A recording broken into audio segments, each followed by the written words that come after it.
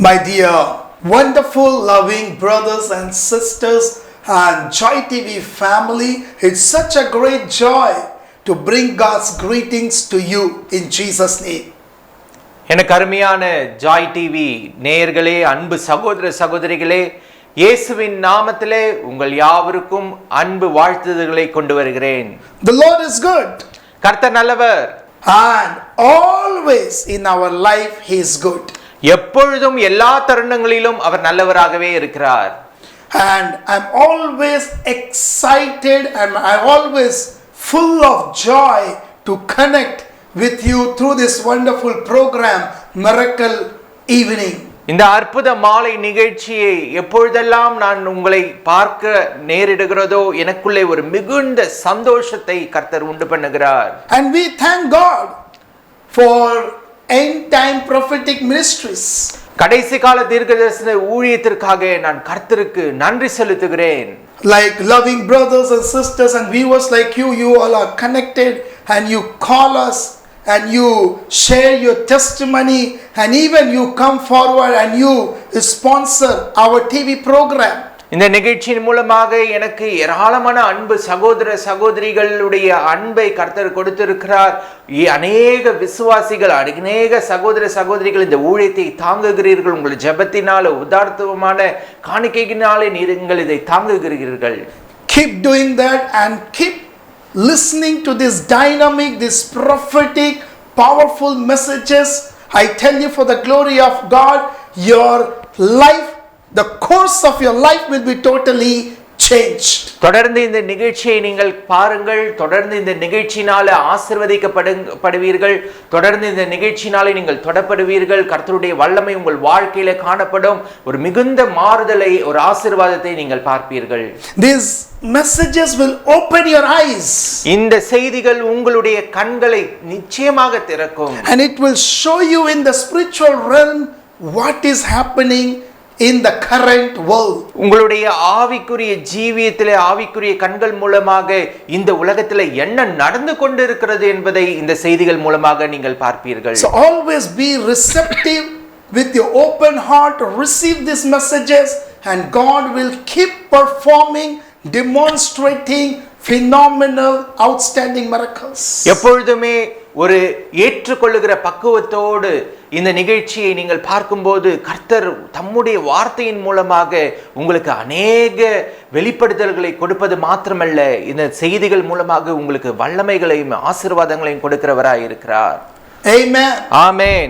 Take your Bibles and join with me Ezekiel chapter 37. உங்களுடைய வேதாகமத்தை எடுத்து எசேக்கியேல் 37வது அதிகாரத்தை திருப்பிக் கொள்ளுங்கள்.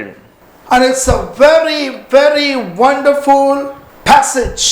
இந்த எசேக்கியேல் 37வது அதிகாரம் மிகுந்த ஒரு வல்லமையுள்ள அதிகாரமாய் இருக்கிறது. Very powerful.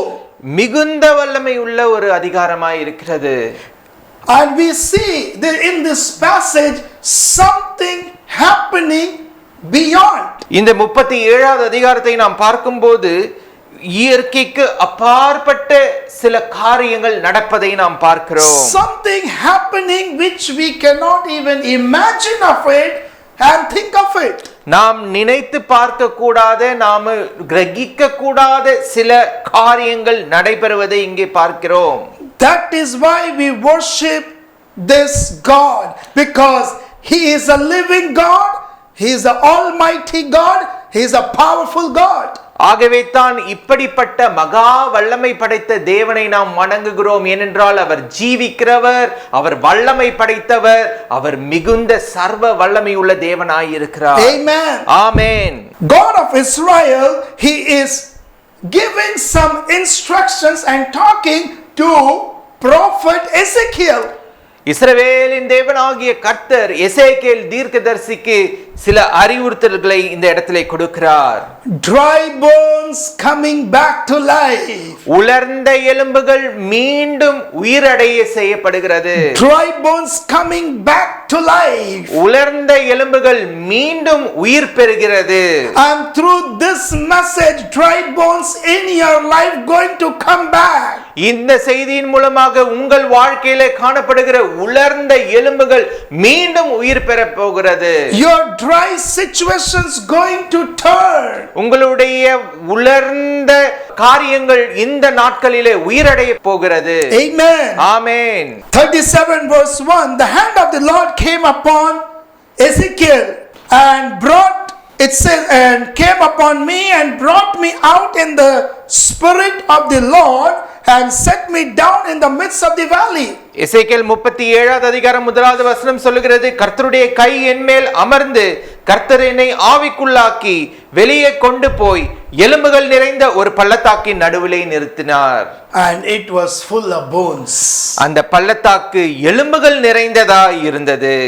God is taking prophet Ezekiel in that valley and showing him something. கர்த்தர் எசேக்கியேலை அந்த பள்ளத்தாக்கிலே கொண்டு போய் சில காரியங்களை அங்கே அவருக்கு சொல்லிக் கொடுத்தார்.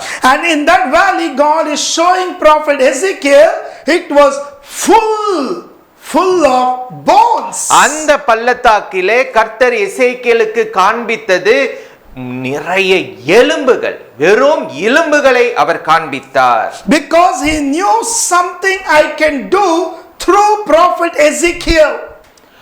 கர்த்தர் எசேக்கியேல் தீர்க்கதரிசியின் மூலமாக சில காரியங்களை செய்ய அவர் ஆசைப்பட்டார். That is why he took prophet Ezekiel to show him the valley, in the valley to show those bones. ஆகவே தான் கர்த்தர் எசேக்கியேல் தீர்க்கதரிசியை அந்த பள்ளத்தாக்கிலே கொண்டு சென்று அந்த இடத்திலே காணப்படுகிற எலும்புகளை அவர் காண்பித்தார். Then he caused me to pass by them all around. அங்கே இருந்த எல்லாவற்றையும் சுற்றி நடக்க பண்ணினார். And behold, அங்கே there were very many in the open valley. அந்த மகா பெரிய அந்த பள்ளத்தாக்கிலே வெட்ட வெளியிலே அந்த எலும்புகள் மகா திரளாய் இருந்தது. And indeed they were very dry. அவைகள் மிகவும் உலர்ந்ததாய் இருந்தது.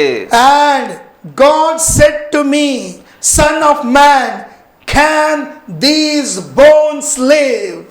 அவர் என்னை நோக்கி, மனுபுத்திரனே, இந்த எலும்புகள் உயிர் அடையுமா என்று கேட்டார். Now God is making him to pass by and showing him some picture in the valley, and he is asking prophet Ezekiel, son, he's telling, Son of man, can these bones can come back to life? கர்த்தர் அந்த பள்ளத்தாக்கிலே எசேக்கியேலை சுற்றி நடக்க பண்ணி பள்ளத்தாக்கின் வெட்ட வெளியிலே அந்த எலும்புகளை மகா திரளாய் கிடந்த அந்த எலும்புகளை உயிர் அடைய செய்ய முடியுமா என்று கேட்டதை நாம் பார்க்கிறோம். Ezekiel was obeying what the Lord was telling, he was following it. கர்த்தர் சொல்லுகிற ஒவ்வொரு காரியத்துக்கும் எசேக்கியேல் கீழ்ப்படிந்தவராக இருந்தார். He did not doubt God. அவர் ஒருபோதும் கர்த்தரை சந்தேகப்படவில்லை. He did not get any kind of question why God is making me to pass by this valley which are full of bones and dry, and asking me, can these bones live? Can they come back to life? எசேக்கியேல் ஒருபோதும் கர்த்தரை கேள்வி கேட்கவில்லை. ஏன் கர்த்தர் என்னை இந்த பள்ளத்தாக்கிலே கொண்டு வந்தார்? ஏன் இங்கே சுற்றி நடக்க பண்ணுகிறார்? ஏன் இந்த எலும்புகளை எல்லாம் பார்த்து இவைகள் எல்லாம் உயிரடையுமா என்று என்னை பார்த்து கேட்கிறார் என்று எந்த கேள்வியும் அவர் கேட்கவில்லை. Sometimes he does in our lives. இதே போல நம் வாழ்க்கையிலும் கர்த்தர் சில நேரங்களிலே செய்வார். He will select some people and he will show us that vision. He will show that picture. And he will ask, is this possible? Can this miracle happen? Can these bones can come back to life? சில நேரங்களிலே நம் வாழ்க்கையிலே கர்த்தர் இது போல சந்தர்ப்பங்களை கொண்டு வந்து சில நபர்களை நம் முன்பாக நிறுத்தி இவர்கள் எல்லாம் நடக்குமா, இது நடக்குமா, இது சாத்தியமா என்று சொல்லி உலர்ந்து போயிருக்கிற சில காரியங்களை இது சாத்தியப்படுமா என்று சொல்லி நம்மை பார்த்து கேட்கக்கூடும். And he knows it will happen, it will come into existence. கர்த்தருக்கு தெரியும் இது சாத்தியம், இது நடக்கும், இது உங்கள் வாழ்க்கையிலே நடைபெறும் என்று அவருக்கு தெரியும். Because he has the supreme authority. ஏனென்று சொன்னால் அவர் சர்வ அதிகாரம் படைத்தவராய் இருக்கிறார். He is Almighty God. அவர் சர்வ வல்லமை உள்ள தேவனாய் இருக்கிறார். He is an all powerful God. அவர் சர்வ வல்லமை உள்ள தேவனாய் இருக்கிறார். He is a miracle working God. அவர் அற்புதங்களின் தேவனாய் இருக்கிறார். He can bring something out of nothing. அவர் ஒன்றுமில்லாதவைகளிலிருந்து அவர் அற்புதங்களை செய்ய அவர் வல்லமை படைத்தவராய் இருக்கிறார். He can bring something out of nothing. ஒன்றுமே இல்லாத காரியத்திலிருந்து கூட கர்த்தர் அற்புதத்தை செய்யக்கூடும். That is why we believe in Him and trust in Him. ஆகவே தான் நாம் தேவனை விசுவாசிக்கிறோம், அவரை நம்புகிறோம். And same thing happening in this passage. God knows that it's something I can do, but He is checking prophet Ezekiel. கர்த்தருக்கு தெரியும் தன்னால எதையாக செய்ய முடியும் என்று சொல்லி, ஆகவே தான் எசேக்கியேலை அந்த இடத்திலே நிறுத்தி அவர் எசேக்கியேல் மூலமாக அதை பார்க்கிறார், உனக்கு இந்த விசுவாசம் இருக்கிறதா என்று. And we see in that verse, then Ezekiel told, so I answered, oh Lord God, you know. இந்த வசனங்களிலே நாம் பார்க்கும்போது, கர்த்தாவே உமக்கு இவைகள் தெரியும் என்று, அவைகள் உங்களால புரிந்து கொள்ள முடியும் என்று சொல்லி எசேக்கியேல் சொல்வதை நாம் பார்க்கிறோம். தேவன் அதை அறிவீர் என்று சொல்வதை பார்க்கிறோம். How wonderfully he gives answer to God. எசேக்கியேல் எவ்வளவு அற்புதமாக தேவனுக்கு ஒரு பதிலை சொல்லுகிறார். கர்த்தராகிய ஆண்டவரே நீர் அறிவீர் என்று சொல்லி. He could have told, I don't know. எனக்கு தெரியாது என்று எசேக்கியேல் சொல்லி இருக்கலாம். He could have told, it is not possible. இது சாத்தியமில்லை என்று சொல்லி இருக்கலாம். He could have told, it is up to you, or how so many questions he might have thrown before God. எசேக்கியேல் எந்த பதிலை வேண்டுமானாலும் சொல்லி இருக்கலாம். அது உங்களுக்கு தான் தெரியும், உமக்கு தான் தெரியும் ஆண்டவரே என்று கூட சொல்லி இருக்கலாம். But he says, oh Lord God, you know. ஆனால் எசேக்கியேல் இங்க அற்புதமாக சொல்கிறார், கர்த்தராகிய ஆண்டவரே தேவரீர் அதை அறிவீர். Because Ezekiel knows he has power to bring life in these dry bones. ஏனென்றால் எசேக்கியேல் தீர்க்கதரிசிக்கு தெரியும், கர்த்தராகிய ஆண்டவர் இந்த உலர்ந்த எலும்புகளிலே ஜீவனை கொண்டு வர முடியும் என்று சொல்லி. He knows who is God of Israel. எசேக்கியேலுக்கு தெரியும் இஸ்ரவேலின் தேவனாகிய கர்த்தர் எப்படிப்பட்டவர் என்பதை சொல்லி. He knows the power which works through this God. இந்த தேவன் மூலமாக எப்படிப்பட்ட வல்லமைகள் புறப்படும் செயல்படும் என்று எசேக்கியேலுக்கு தெரியும். And beautifully said, oh Lord God, you know. ஆகவே தான் அழகாக சொல்லுகிறார், தேவரீர் அதை அறிவீர் என்று. And exactly happened in same way. அதே போல அது நடந்தது என்று சொல்லி நாம் பார்க்கிறோம். Then in verse 4 it says, prophesy to these bones and say to them, oh dry bones, hear the word of the Lord. ஆகவே தான் 4வது வசனத்திலே சொல்லப்பட்டிருக்கிறது, நீ இந்த எலும்புகளை குறித்து தீர்க்க தரிசனம் உரைத்து அவைகளை பார்த்து சொல்ல வேண்டியது என்னவென்றால், உலர்ந்த எலும்புகளே கர்த்தருடைய வார்த்தையை கேளுங்கள். And in verse 5, thus says the Lord God to these bones. 5வது வசனம் சொல்லுகிறது, கர்த்தராகிய ஆண்டவர் இந்த எலும்புகளை நோக்கி, surely I will cause breath to enter into you and you shall live.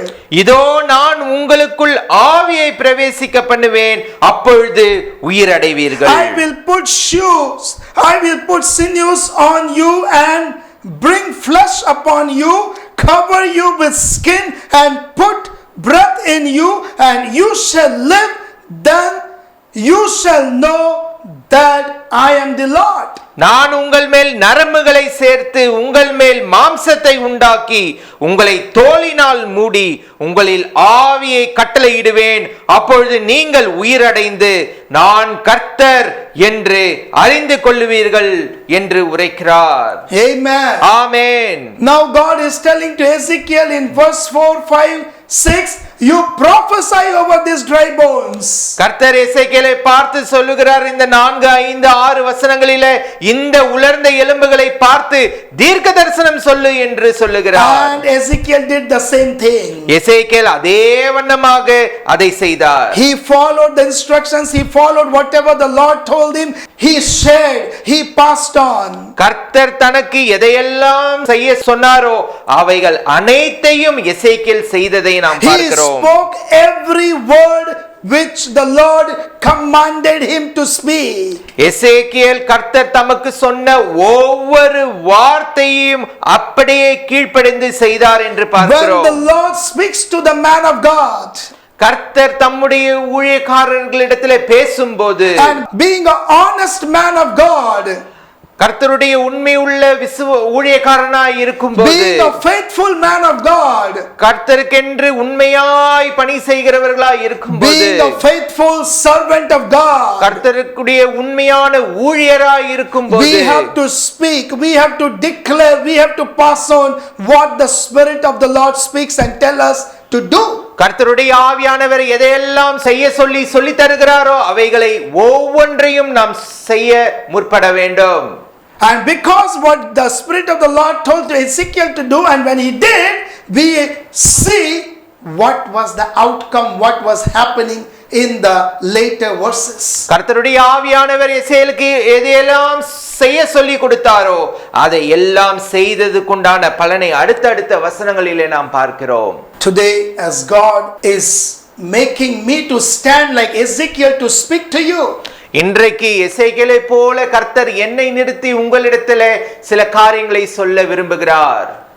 and as I am sharing, as the words of God is being released through my mouth, இன்றைக்கு கர்த்தருடைய வார்த்தையானது என் மூலமாக என் வாயிலிருந்து கர்த்தருடைய வார்த்தைகளை புறப்படுகிற வேளையிலே, and as you receive them by faith, நீங்கள் இவைகளை விசுவாசத்தினாலே ஏற்றுக்கொள்ளும் போது, as you receive them by your all strength, உங்களுடைய எல்லா விதமான பலத்தினாலே இவைகளை நீங்கள் ஏற்றுக்கொள்ளும் போது, as you receive them without doubting, இதை ஒருபோதும் சந்தேகப்படாமல் இவைகளை ஏற்றுக்கொள்ளும் போது your seasons will change. உங்களுடைய கால நிலைமைகளை கர்த்தர் மாற்றுவார்.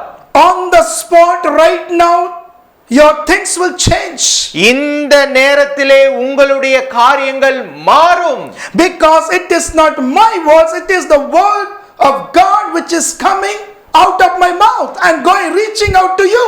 ஏனென்று சொன்னால் என்னுடைய வார்த்தைகள் அல்ல, கர்த்தருடைய வார்த்தைகள் என் மூலமாக என் வாயில் மூலமாக அவைகள் புறப்பட்டு வருகின்றன.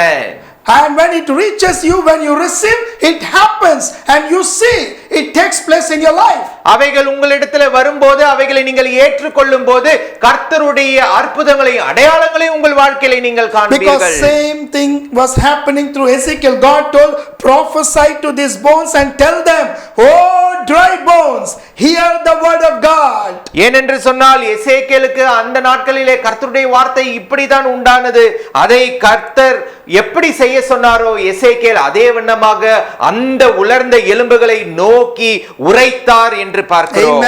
ஆமென். He did not dilute. போதும் அதை அவர் வேறு விதமாக திரிக்கவில்லை. He did not twist. அதை ஒரு விதமா தேவன் சொன்னதுக்கு மாறாக அவர் எதையும் செய்யவில்லை. He did not change. அவர் ஒருபோதும் மாற்றி பேசவில்லை. He spoke what the Lord told him to speak. கர்த்தர் எதை பேச சொன்னாரோ அதை மாத்திரம் பேசினார். When we do that, நாம் அதை செய்யும் போது power of God will flow. We will see mighty miracles. கர்த்தருடைய வல்லமை புறப்பட்டு பல அற்புதங்களை செய்வதை நாம் பார்ப்போம். We will see the word of God will come to pass. கர்த்தருடைய வார்த்தை நம்முடைய வாழ்க்கையில நிறைவேறுவதை நாம் பார்ப்போம். Because there is life in the word of God. ஏனென்று சொன்னால் கர்த்தருடைய வார்த்தையில ஜீவன் இருக்கிறது. When we speak with that authority, when we speak with that obedience, when we declare as per the guidance of Holy Spirit, it will turn into great miracles. கர்த்தருடைய வார்த்தையை அதிகாரத்தோடு வல்லமையோடு கர்த்தருடைய வார்த்தைகளை கீழ்ப்படிந்து அவைகளை சொல்லும்போது அவைகள் நிச்சயமாக நிறைவேறும். He told that I will cause breath to enter in you, you shall live, and you shall live, then you will know that I am the Lord. உங்களில் ஆவியை கட்டளையிடுவேன், அப்பொழுது நீங்கள் உயிரடைந்து நான் கர்த்தர் என்று அறிந்து கொள்வீர்கள் என்று உரைக்கிறார். And quickly in verse 7, then Ezekiel says, so I prophesied as I was commanded.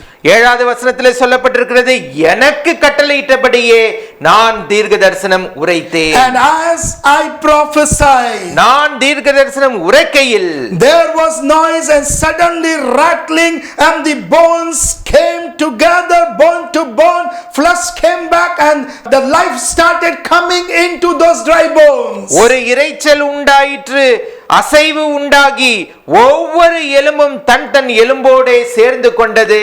And if you read till verse 14, whatever the Spirit of the Lord told to prophet Ezekiel to prophesy, and the moment he finished the task, it was started happening. Miracles started happening. Something started changing. 14வது வசனம் வரைக்கும் வாசித்து பார்க்கையிலே தீர்க்கதரிசி எசேக்கியேலுக்கு கர்த்தர் எதையெல்லாம் சொன்னாரோ அவைகள் எல்லாம் நிறைவேறுவதை நாம் ஒவ்வொன்றாக நிறைவேறுவதை இங்கே பார்க்கிறோம். The moment he finished prophesying, immediately noise came, rattling, bones, bone to bone, and these dry bones, the God's breath, life, and they started coming back to life. எசேக்கியேல் தீர்க்க தரிசனம் உரைத்த அந்த சனத்திலே பெரிய இரைச்சல் உண்டாகி எலும்போடு எலும்புகள் சேர்ந்து எல்லாம் ஒன்றோடு ஒன்று தசைகள் உண்டாகி மாம்சம் உண்டாகி ஒரு புதிய ஒரு ஆவி அவர்களுக்குள்ளே வந்ததை நாம் பார்க்கிறோம். Join with me right now. இப்பொழுது நீங்கள் என்னோடு இணைந்து கொள்ளுங்கள். Join with me right now. இப்பொழுதே நீங்கள் என்னோடு இணைந்து கொள்ளுங்கள். As the Lord told me to speak and release this message to you. இந்த வேளையிலே கர்த்தருடைய ஆவியானவர் இந்த செய்தியை உங்களுக்கு பேச வேண்டும் என்று சொல்லி என்னை இந்த நேரத்திலே தெரிந்து கொண்டிருக்கிறார். And with that faith, as you receive the word of God, இதே விசுவாசத்தோடு நீங்கள் இந்த வார்த்தைகளை ஏற்றுக்கொள்ளும்போது right now your dry season's going to change. உங்களுடைய உலர்ந்த காலங்கள் இந்த நேரத்திலே மாறப் போகிறது. Right now your dry season will turn into a miracle. இந்த நேரத்திலே உங்களுடைய உலர்ந்த காலங்கள் ஒரு பெரிய அற்புதத்தின் காலமாக மாறும். Right now God's breath will come into your life. கர்த்தருடைய ஆவி உங்கள் மேலே இப்பொழுதே வரும். Maybe your spiritual life is dead, dry. You are like a dead, but right now the resurrected power of God will come and you will see your spiritual life will start reviving again. ஒருவேளை உங்களுடைய ஆவிக்குரிய ஜீவன் உலர்ந்து போய் செத்ததாக கூட இருக்கலாம். ஆனால் தேவனுடைய ஆவியானவர் இந்த வேளையிலே வரும்போது உலர்ந்து செத்து கிடக்கிற உங்களுடைய ஆவிக்குரிய ஜீவியம் இப்பொழுது உயிரடையும்.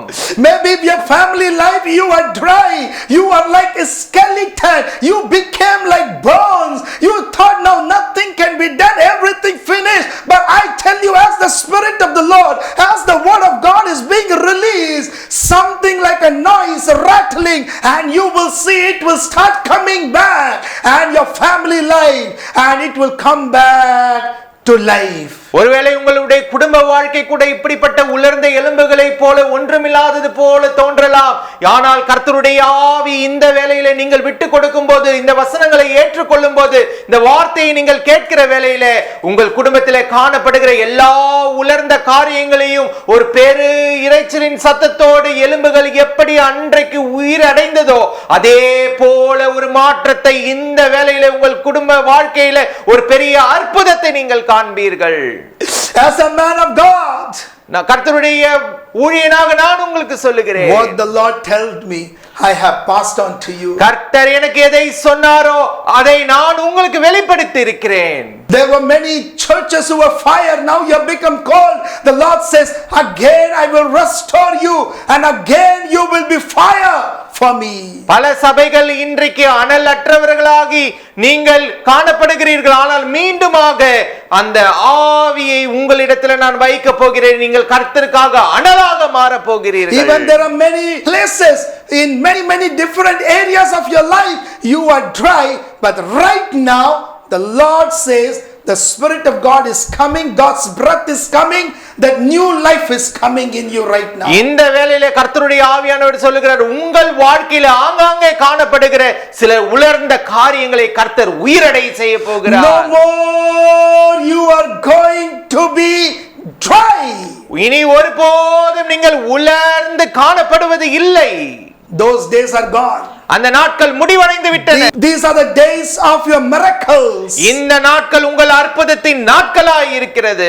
These are the days of extraordinary miracles. இந்த நாட்கள் உங்களுக்கு இயற்கைக்கு அப்பாற்பட்ட அற்புதங்களை These are தேவன் the days செய்வார். you are going to see the mighty move of God. இந்த நாட்களிலே கர்த்தருடைய மகா பெரிய வல்லமையை நீங்கள் You பார்ப்பீர்கள். are going to see finances.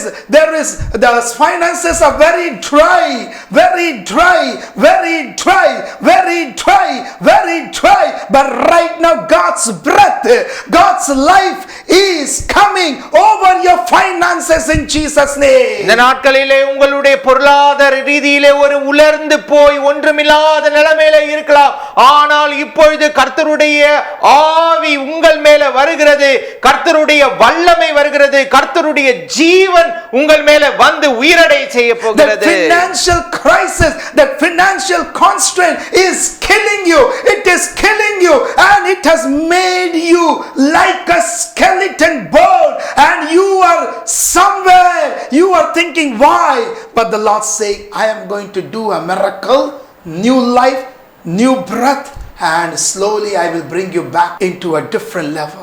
பொருளாதார வீழ்ச்சியினாலே இன்றைக்கு உங்களிடத்திலே காணப்படுகிற இந்த உலர்ந்த நிலைமையை இன்றைக்கு கர்த்தர் மாற்றி மீண்டுமாக ஒரு செழிப்பை, ஒரு ஆசீர்வாதத்தை உங்கள் வாழ்க்கையிலே அவர் கொண்டு வருகிறவராய் இருக்கிறார். Same applies to your spiritual life. இதே வண்ணமாக உங்களுடைய ஆவிக்குரிய ஜீவித்தை அவர் புதுப்பிக்கிறார். Your family life. இதே விதமாக உங்களுடைய குடும்ப வாழ்க்கையை அவர் புதுப்பிக்கிறார். Once upon a time you were a man or a woman of prayer. ஒரு காலத்திலே நீங்கள் ஒரு ஆவிக்குரிய ஜெபங்களை செய்கிற ஒரு மனிதனாக, ஒரு மனுஷியாக இருந்தீர்கள். You were reading the Bible day and night. கர்த்தருடைய வேதத்தை இரவும் பகலும் வாசிக்கிறவர்களாக, தியானிக்கிறவர்களாக இருந்தீர்கள். But suddenly the attack came. ஆனால் இப்பொழுதோ ஒரு விதத்தில் தாக்கப்பட்டு இருக்கிறீர்கள். Storm came. ஒரு புயல் அடித்திருக்கிறது, அலைகள் அடித்தன, and you got blocked, you got stopped. ஆனால் இப்பொழுதோ நீங்கள் ஒரு விதத்திலே தேங்கி எங்கேயோ அடித்து நிற்கப்பட்டு இருக்கிறீர்கள். And dry in your life. உங்கள் வாழ்க்கையிலே ஒரு வெறுமையை பார்க்கிறீர்கள். The dryness is disappearing in Jesus' name. It is departing right now in Jesus. இயேசுவின் நாமத்தினாலே இப்பொழுது அந்த வெறுமை மாறுகிறது, அந்த உலர்ந்த காரியங்கள் மாறுகிறது. In many areas the dryness is leaving and the life of God is coming, the breath of God is coming. உங்கள் வாழ்க்கையில காணப்படுகிற பல இடங்களில காணப்படுகிற வெறுமைகளை கர்த்தர் இந்த வேளையிலே மாற்றி கொண்டிருக்கிறார். கர்த்தருடைய ஆவி உங்கள் மேல வந்து கொண்டிருக்கிறது. Thank you, Holy Spirit. நன்றி பரிசுத்த ஆவியானவரே. Bless your children. மக்களை நீர் ஆசீர்வதிப்பீராக. Bless your people, Lord. உங்க ஜனங்களை நீங்க ஆசீர்வதிங்க. Yes, in these last days we need to see that dryness goes and the dry bones coming back to life. இந்த நாட்களிலே உலர்ந்து காணப்படுகிற எல்லா சூழ்நிலைகளையும் நீர் மாற்றுவீராக. And we believe it is happening, it started happening and it will happen in the days to come more and more. நாங்கள் விசுவாசிக்கிறோம் இப்பொழுதே இந்த காரியங்கள் மாறுகிறது, இன்னும் வர காலங்களிலே பெருத்த மாறுதல்கள் இவர்கள் வாழ்க்கையிலே நடைபெறுகிறது என்று.